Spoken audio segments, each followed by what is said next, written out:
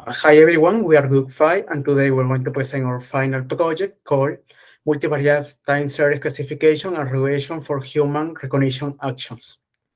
Sedentary behavior refers to activity with less body movement such as lying, sitting, and standing.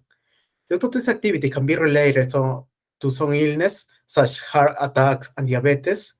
Detection of sedentary behavior is an interesting topic for researchers. In this research, we use multivariate time series, MEC, a measure of physical activity, and feature learning to extract representation from this multivariate time series. In this picture, we observe a general view of our application. First, we use the hard dataset collected from wearable device that says data from 7 activities performed by 10 people. We use this multivariate time series as an input for our model, which produce a representation outputs that can be used for performing visualization, regression, and classification tasks. Now, what is feature learning and why do we need it? Basically, feature learning is a set of techniques that learns a transformation from raw data to a representation that can be effectively exploited by machine learning tasks. So there are various approaches. However, in this work, we will use contrastive learning applied to multivariate time series. I will show an example first. Here you have a CMS network. It is a network architecture containing 2 or more identical subnetworks that share the same weights.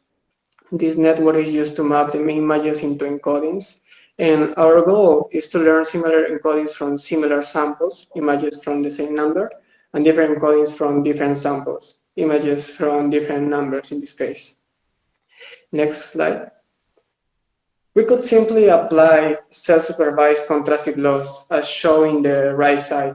In this case, we will be learning similar encodings from views from a sample and increase the distance to the rest. However, using this approach, images from a similar class, in this case dogs, may be separated. For this reason, we make use of a supervised contrastive loss because not only it minimizes the distance from views of the same sample, it also minimizes the distance from images from the same class. Next slide. In our work, we translated this problem to multivariate time series. One big difference is that working with images, we can effectively get views from an images by applying image transformations. In the case of multivariate time series, we decided to get views by using different subsequences from a multivariate time series. Using this approach, we will learn feature representation to apply to another tasks. After we use this technique for feature representation, we had new features that we use for visualization tasks. For example, here we had supervised UMAP for the train on the left, and the right we had the UMAP plots for the test, for the physical activities for the hard data set. Next. And in the classification task, we had a result for the test data sets using an ensemble for logistic regression, supertomography, RF kernel, random forest, and neighborhoods. We get an accuracy for our model 84, bigger than the other techniques. Also, we get a higher FM score. No? Also, we see in the confusion matrix for the test data sets that sedentary activities like sitting, lying, and standing are well differentiated for the other activities like walking, running down a street. Next. In the regression task, the overall MSR score is in this table. We see that our model and testing to Berkon using the deep learning for learning new representation from the embeddings.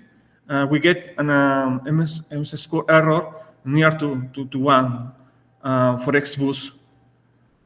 This is that is superior for UMAT. No? We see that UMAT is not well suited for regression tasks for new representation. Also, we see in the box plot for the regressions, the sedentary behavior and moderate physical activity are well predicted and differentiated for the light physical activity, vigorous physical activity, and moderate physical activity. Next. As a conclusion, we can see that our techniques using deep learning are very promising for start features for multilinear series for use for hard tasks. Also, we see that it's quite difficult to classify activities that have close levels of the METs, but it's well differentiated the set of sedentary activities for other physical activities. In the regression analysis, we use feature transformations might help to count the weak limits, that is, help people to get take into account making more physical activities. Next, the references are these. Thank you for your attention.